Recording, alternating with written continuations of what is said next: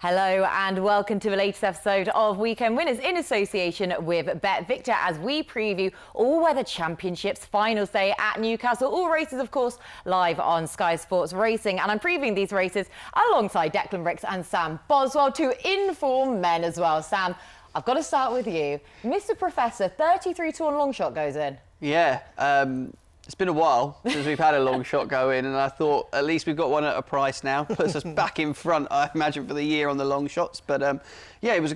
Listen, it was a really good effort. Ammo Racing, obviously, this time of year certainly won't be the last Ammo Racing horse we talk about on this show, including this week. And Charin as well was a good winner. Goes to Newbury next time, and I think will certainly be a force to be reckoned with in that mile division. Fair play to Sam. He gave up tipping winners for Lent, but then the week before Jesus himself is resurrected, he brings it profit and loss back to life. I love it. Well done, mate. That was a brilliant show. He can indulge in his Easter eggs and then his long shots going in as well. And Deck, you can indulge in your nap being boosted and going in last week. Helton still holding on to the jumps there. Yes, just about. He's been very good to me, actually. That's the third time I put him up and the third time he's won. So, but yeah, the plaudits this week go to El Sammy Boy, because that was a tremendous show in the link and a great way to start off with new graphics, new music, and the flat season. I know, yeah, exactly. The spring refresh and everything now. And you two have come up with the goods. I need to start getting on that bandwagon as well, but hopefully then this week for All Weather Championships Day that we will be able to do exactly that. But before we move on to our races properly, a reminder as ever to please do gamble responsibly. Our tips are not guaranteed to win, but we will still do our best to point you in the right direction. And also stay tuned for our bet boost, because they will come up at the end of the show. Again, we're boosting our naps, so hopefully the lads will continue their good form for that. Right, we begin with race, the 3 o'clock, I should say then. This is up at Newcastle, the Fillies and Mares Championships handicap for 4-year-olds and over 7 furlongs. Now, of course, top weight in here is 9/10. Of course, she heads the betting at 9-4 for William Haggis. Deck, would you like to kick us off with this one? We will, yeah. I tell you what, this is an unbelievably competitive card in general at Lingfield, and this is another competitive race. I think it could be a little bit tricky. I don't see a lot of pace in the race.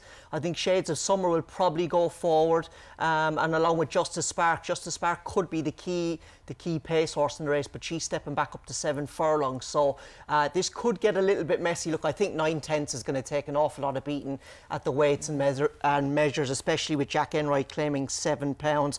But last time out, she did hang to her left. And her head was up in the air a little bit, and she won't be an easy ride. And if she does hang out to her left in the middle of the track at Newcastle, sometimes that can be the old quagmire out in the swamp out there. I'm hoping that is the case, because I'm going to give a tentative shout to Wildside. I think that's the key form in the race, isn't it? That Newcastle race that featured 9/10, Shades of Summer and Wildside. Now, they were the first 3 home, and this was a tactical enough race this day. And to be fair, I thought 9/10 should have won. It wasn't maybe Tom Marquand's best ride. Shades of Summer was given a very good ride by Laura Pearson, but I don't think Wildside was at her absolute peak. Now, the George Bowie team have had 88 days to get her into good order here, and with £77,000 going to the winner, I suspect this has been the long-term goal. The booking of Ross Orion is really eye-catching as well, and she's better off at the weights with Shades of Summer. I think just maybe £1 better off with 9/10, which isn't enough given how well she was beaten.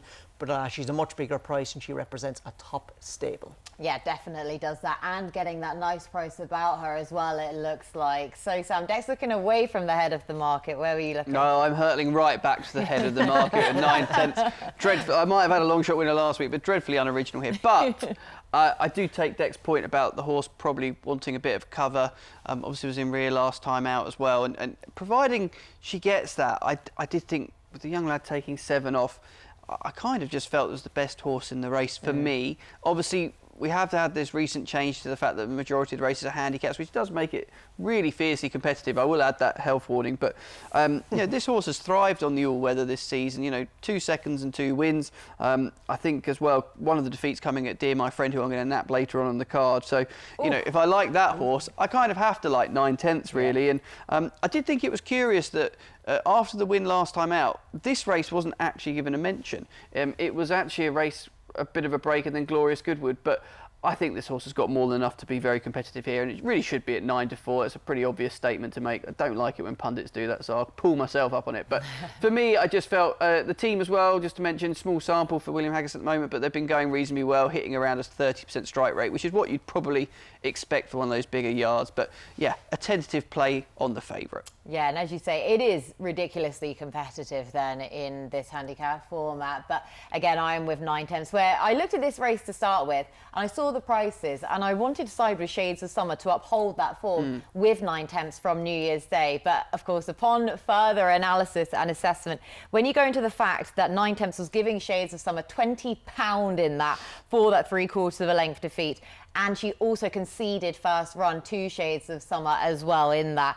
And for all that both of them have won since, and I think both of them have improved since then as well, the fact that she only has to give away now £5 to Shades of Summer when factoring in Jack Enright's £7 claim, as you say, Deck, that should be plenty enough to reverse the form. For all that, I still think that a mark of 88 is very winnable for Shades of Summer, but again, I agree that I think that connections are so right to take the £7 off of 9/10 back in a handicap, because this is a fair mark to expect her to win off of 100. But again, I do think that she's the class act in the field. So the pair of us who have 9/10, 9-4 then. Deck, just to reiterate. Yes, I'm with the same form line, but I'm going to take a little bit more of a value approach with Wildside. But I think 9/10 has got really outstanding claims, to be fair. Well, thank you very much for that token gesture at the end there. But yeah, 7-1 then Wildside for Deck then. But again, do let us know your own selections in the comment section below. Now, before we move on to our next race, a reminder as ever, if you are enjoying the show, to please do like and subscribe to the At The Races YouTube channel so you never miss an episode. Right, we move on to the 3:35. Again, of course, back up at Newcastle. Now, this is the all-weather sprint handicap for the 4-year-olds and over 6 furlongs. Competitive betting heat in this one. Cover up your 9-2 market leader for John and Thady Gosden. So, Sam, what takes your eye? Yeah, we've got a few old friends in here, haven't we? And Coachella's been interesting for Gordon Elliott since heading on to the all-weather. Summergan's a horse that I'm sure I've tipped at least 3 times on this show. We've only been going for a year and a half.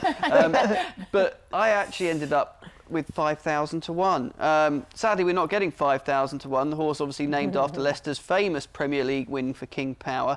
But I thought 9 to 1 was fair. Let's start with the negative and get it out of the way. I am slightly concerned. The horse can dwell at the start, and I really do want to see kind of the gates get pinged by Sheen Murphy here. But Andrew Balding's got his team going pretty well, and I just felt this horse possibly has a bit to show at 6. Has experimented at 7 and it's not really worked, but 6 is definitely the trip for the horse, and I felt maybe just on form could potentially find a little bit. It's an each way dart, I suppose, at 9 to 1 in a deep race. Yeah, and each way darts in a race of this nature, Deck, probably not the worst way to go. 5,000 to 1. Yeah, not of that price. 9 to 1 then for Sam each way. Yeah, seriously competitive again. It's going to be the real theme of the show this week.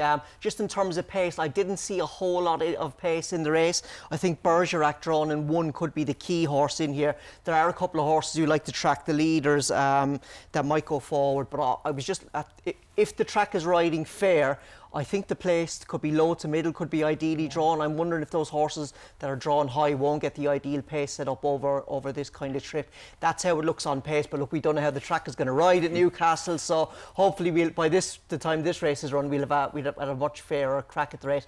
But I am with the old boy Summergand, who's probably had more runs than we've had weekend winner shows. But I tell you what, the old boy has still got it. He's still in good order.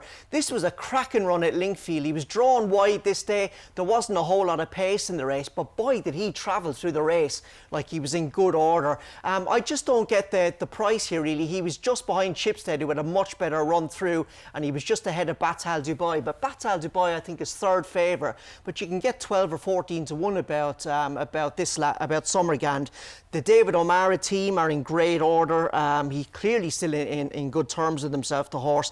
He's got a very good record on the all-weather. I would say a potential negative, he does well at all the all-weather tracks, but the one track that maybe he hasn't fired at in the past has been Newcastle. So that would be a little bit of a worry. But then again, it's not as if he's 9-2. You know, he's 12 or 14-1 there, so that'll do.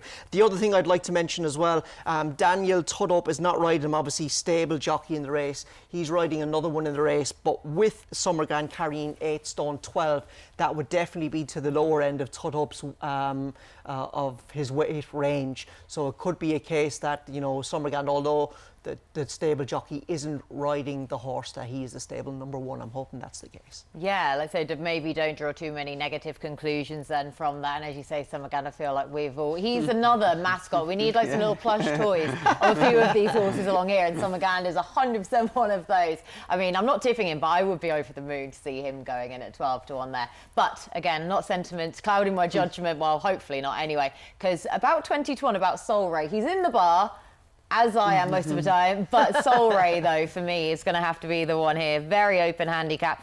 And this just looks a perfect opportunity to side with the horse at a bigger price. And I really like the chances of this Soul Ray here. He's a very lightly raced colt, just for 6 career starts to his name, winning 2 of them as well.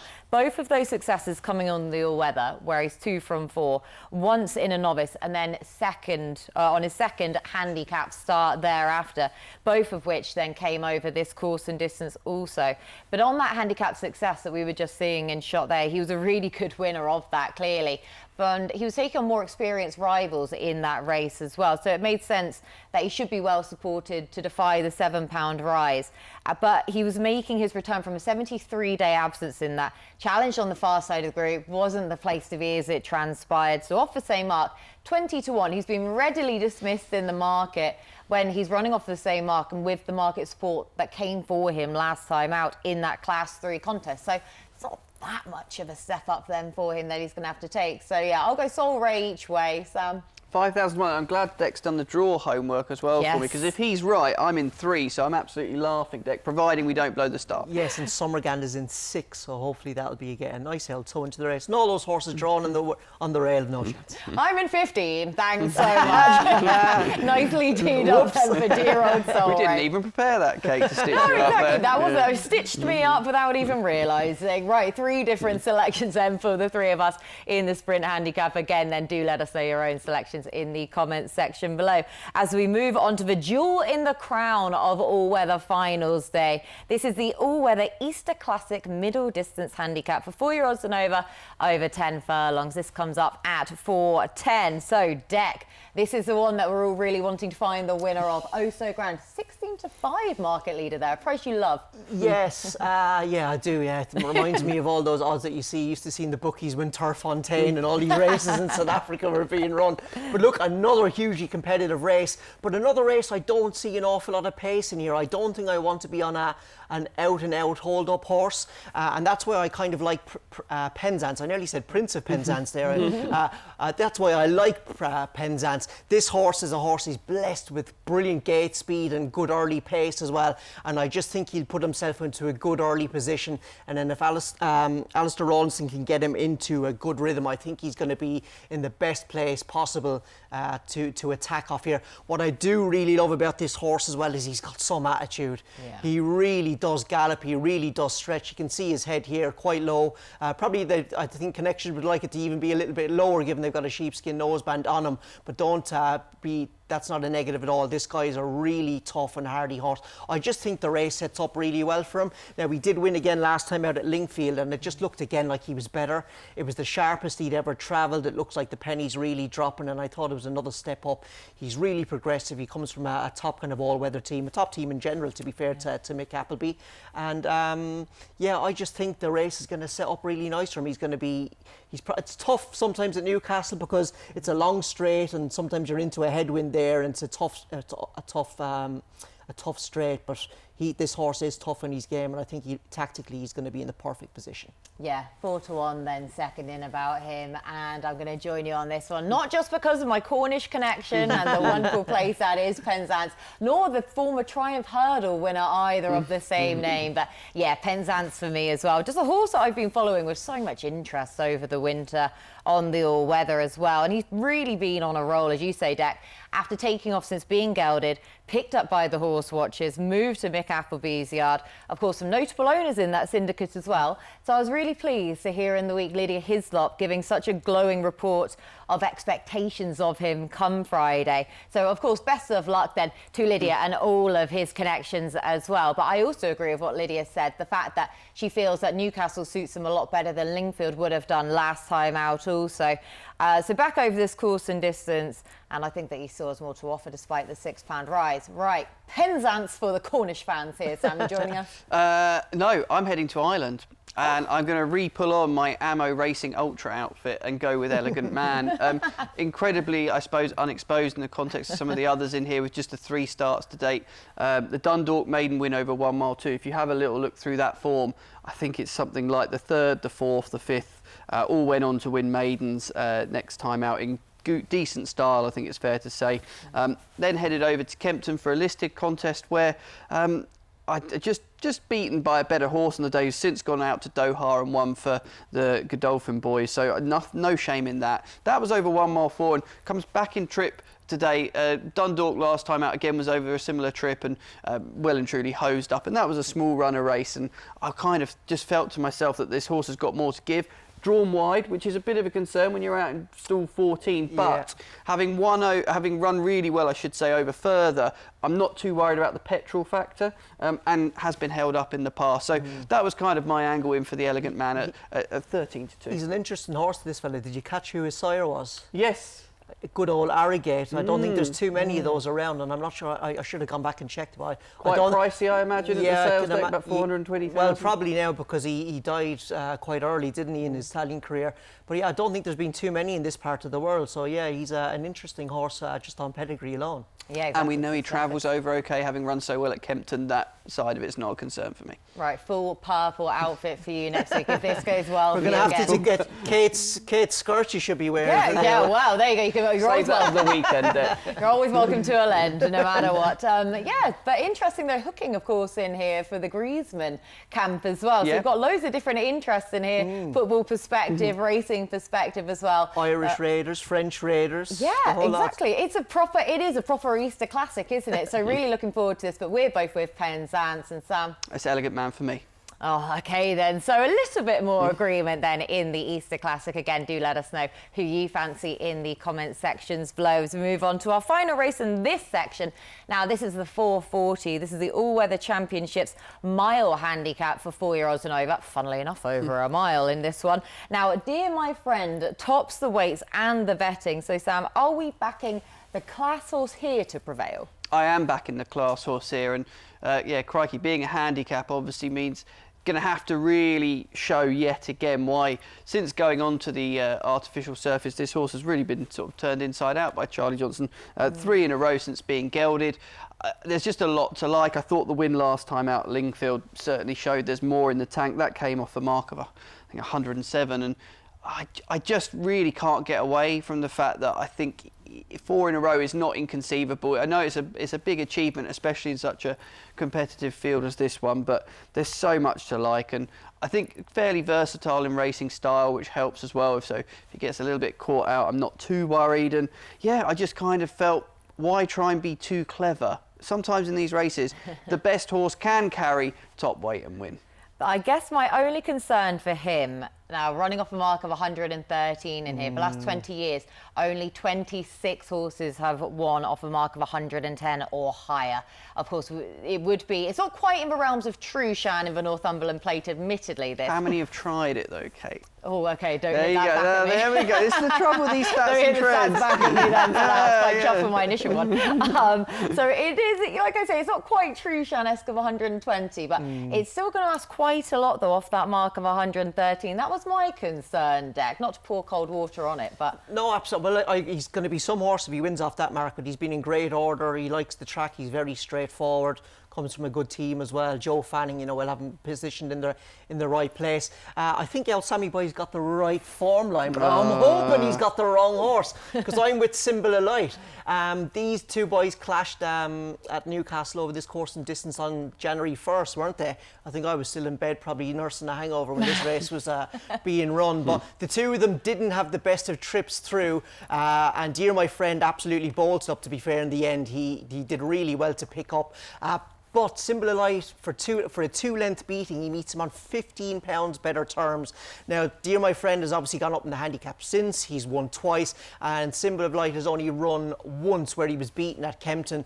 And, you know, he was the moral winner of the race that day. It was a really tactically run race.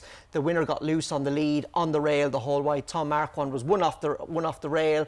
He was too far back, but he was only beaten a nose in the end. I thought he did really well to go so close. It was interesting going back watching the videos of Symbol of Light. He is a huge, big horse. And I think now as a 5-year-old, he's probably needed all that little bit of time to hit his straps.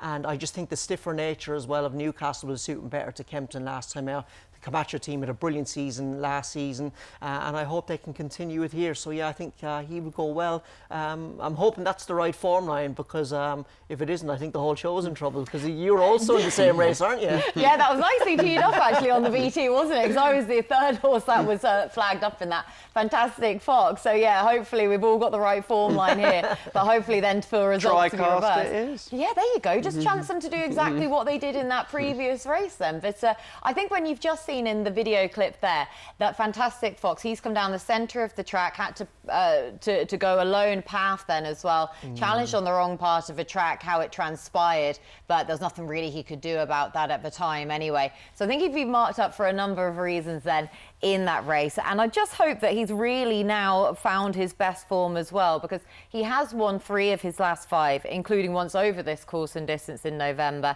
Really rediscovering his best form. And last time out, when he was successful at Lingfield, he can be marked up again for that, because he made up ground from off of the pace, whereas the second and the third in that race were always sat handy. So I think that this £5 rise still perhaps underestimates him. Aidan Keeley's £3 claim, he's without this time, but Sheen Murphy takes over in the saddle, which clearly is no sort of backward step for him whatsoever. So I'm hoping at 9-1, he's the horse that represents the most value in the betting then for me. So fantastic fox, Deck.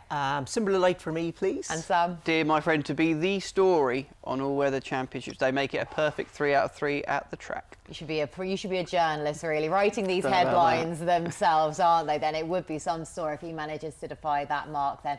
Dear My Friend in that handicap. Now, again, do let us know who you fancy. All 3 of us disagreeing there once again. What more would you expect from us? But do let us know who you fancy in the comment sections below as we move over to the Skypad to give you our best bets for the weekend. Now, it's that time of the show where we give you our best bets for the weekend, including some more bet boosts as well from our naps. Now, Sam, it only feels right to start with you for this one, so hopefully another winning long shot, please. Yeah, pressure's on, isn't it? We'll come to the long shot in a minute. Just to mention, the bet boosts are back again this week. We'll be boosting all 3 of our naps. Well done to Deck last week, who got his in at a nice price. Fingers crossed we can go well again. Dear My Friend is going to kick my nap selection off.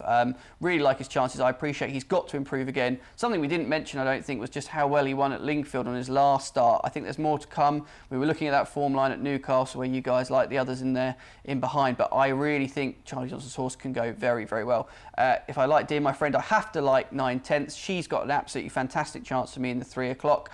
Delighted to see we've got £7 coming off with the rider there. That horse will be my next best. Now, the long shot.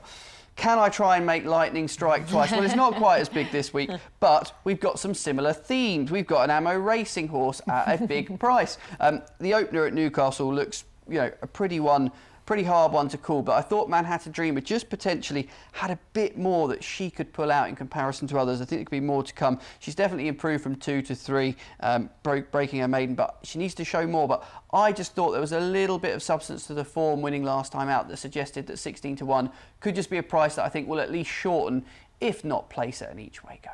Okay, 16-1 then. I mean, to be fair, we won't be crying, will we, Deck, if he manages to find a 16-1 winner then for his long shot again. And as you can see on the screen there, Dear My Friend, the bet boost, 3-1 to 16-5 again, Deck. That is just for you, that price boost as well. So first one there up. I can't wait to see what price yours is going to be boosted to. But what are your best bets? My best bets are all going to be live on Sky Sports Racing this weekend, and we've covered the nap and the next best so far. The nap is going to be Penzance. Look, he's a really progressive horse for a top team. What I do love about him, though, is he's got good gate speed and he's got got good early pace. In a race lacking pace, I think he'll be in an ideal position to pounce. And then when they do pounce on him, I'm hoping his tough attitude will get him home. The next best we've done as well, Symbol of Light. Again, I think that form with Dear My Friend is the right form, but he's 15 pounds better off with that horse, having clashed on New Year's Day over this course and distance for a 2 lengths beating, and he's in good order. I think the return back to Newcastle with a little bit more pace to run, that will suit him as well. And then Stormcatcher as well, I'm gonna double down in the Easter Classic, because this fella's got form behind Penzance, who clashed over this course and distance as well, but he's better off with the weights from when they last clashed, and he's gone on to win since. Clearly goes well over the course and distance, and that day when he was just beaten a short head by Penzance, he came from a much worse tactical position. So those are the 3 for me this weekend. 2 darts then in the 4-10 for Deck. Now let's see what price yours is boosted to. Oh, 4 to 1 to 21 to 5. My eyes just on a wind up now at this my stage. eyes can't cope with that, but we know that it's a better price anyway with the boost there. So we're doing lots of learning about these prices as well then for Penzance, for Deck's Nap then to be boosted there in the 4-10 at Newcastle. Now we've all got a bit of agreement in some sorts of ways with a lot of our best bets then this weekend, because I feel like I may have slightly pinched one of yours, Sam, from the WhatsApp group and the vibes I was getting, because my nap is going to be the aforementioned 9/10, who was, of course, Sam's next best bet. This comes up in the Fillies and Mares Championships handicap. I like this filly a lot to reverse that form with shades of summer from their penultimate starts. And I'm going to take it as a positive as well that William Haggis is running her here, because I suspected that she would have been put away after last time, because it was talked about an aim for Glorious Goodwood for her later in the year. So I'm hoping she's been flying at home, and this represents another good opportunity for her. And I am glad that they're taking the £7 off of her back all the same. Now, my next best bet is actually Dex Nap. That is Penzance at 4 to 1 though for me to hopefully continue this good run of form. Hopefully bring up the 5-timer as he continues to climb the ranks. And I think Newcastle's 10 furlong suits him a lot better than Lingfield's, which he managed to win over last time out. And then again, a horse that I've talked about earlier on in the show, Soul Ray in the 3:35 at Newcastle, the sprint handicap. A horse that's just too big a price for me to ignore, and he can be forgiven for his third last time out, but not justifying his well-backed 11-8 favouritism. The fact he was well supported, running off the same mark again then here, I think he's worth another chance, especially at that price of 16 to 1 as well. But again, we've got another boost for you, 9/10 this time then for me, 9-4 to 12 to 5. There you go, a nice price then as well. I can kind of live with that one. You can cope with that one. The good news, Deck, is if your price drifts, the boost will drift with it. So don't worry, you might get a more conventional price if yours doesn't prove so popular. Double Nap landing, hopefully, with the drift and the wind. That'd be nice. Hopefully so, exactly. Wouldn't that be something in itself? So yeah, do make sure to note that if the price does drift, then that we will account for that as well. But that is everything from us on this week's show. So a big thank you to the boys for all of their hard work as per usual. Big thank you to you at home for watching. Best of luck with your bets this weekend. And we'll be back at our usual time of Friday then next week to preview more of the best of the weekend action.